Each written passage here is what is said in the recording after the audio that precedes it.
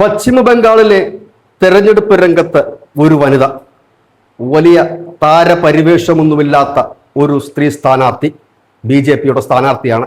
ഈ സ്ഥാനാർത്ഥിയെക്കുറിച്ച് പ്രിയപ്പെട്ട പ്രേക്ഷകർ അറിയണമെന്ന് കരുതി തന്നെയാണ് ഈ വാർത്ത ഞങ്ങൾ ചെയ്യുന്നത്. ഈ സ്ഥാനാർത്ഥിയുടെ പേര് രത്ന ദേബ്നാഥ്. ഈ പേര് പറയുമ്പോൾ നിങ്ങൾക്കത്ര പരിചയമുണ്ടാവില്ല. ഇവർ വോട്ട് ചോദിച്ച് കടന്നു ചെല്ലുന്ന വഴികളിൽ, അതായത് ഈ സ്ഥാനാർത്ഥി ഒരിക്കൽ പോലും ഒരാളോടും വോട്ട് അഭ്യർത്ഥിക്കുന്നില്ല.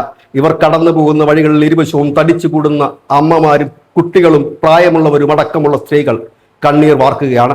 ചിലർ പൊട്ടിക്കരയുന്നു, കെട്ടിപ്പിടിക്കുന്നു. ആരുമൊന്നും സംസാരിക്കുന്നില്ല.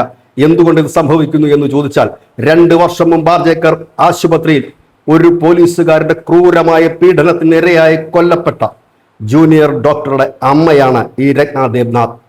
വലിയ പ്രക്ഷോഭമാണ് രാജ്യം മുഴുവൻ നടന്നത്. അതിനൊടുവിൽ ഒരു കേസ് ചാർജ് ചെയ്യാൻ മമത തയ്യാറായി. മമതയുടെ ഗുണ്ടകൾ അഴിഞ്ഞാടി, സമരം ചെയ്ത വിദ്യാർത്ഥികളെ തല്ലിച്ചതച്ചു. ഇതൊന്നും ഈ രാജ്യത്തിന് മറക്കാൻ കഴിയില്ല. സ്ത്രീ മനസ്സുകളിൽ മുറിവേറ്റ സംഭവമായിരുന്നു അത്. ഒടുവിൽ പിച്ചക്കാശ് പോലെ 10 ലക്ഷം രൂപ രത്നാബായിക്ക് നേരെ നീട്ടിയ മമതയുടെ മുഖത്ത് നോക്കി പറഞ്ഞു, എൻ്റെ മകൾക്ക് വിലയിടാൻ മാത്രം നിങ്ങൾ വളർന്നിട്ടില്ല എന്ന്. ഇന്ന് ആ വാക്ക് ബംഗാളിലുടനീളം അലയടിക്കുകയാണ്. അവിടുത്തെ സ്ത്രീ വോട്ടർമാർ പറയുന്നു, റേപ്പ് ചെയ്ത 10 ലക്ഷം രൂപ തരുന്ന ഒരു വികസനം മാത്രമാണ് മമത ഈ നാട്ടിൽ നടത്തിയതെന്ന്. അവർ കടന്നു പോകുന്ന വഴികളിൽ, അതായത് ഈ രത്ന ദേബ്നാഥ് എന്ന് പറയുന്ന സ്ഥാനാർത്ഥി കടന്നു പോകുന്ന വഴികളിൽ അടർന്നു വീഴുന്ന കണ്ണീർ തുള്ളികൾക്ക് ഒരു ചരിത്രമുണ്ട്. ആ ചരിത്രമാണ് 2 വർഷം ആർജേക്കർ ആശുപത്രിയിൽ നടന്ന ആ ക്രൂരമായ പീഡനം.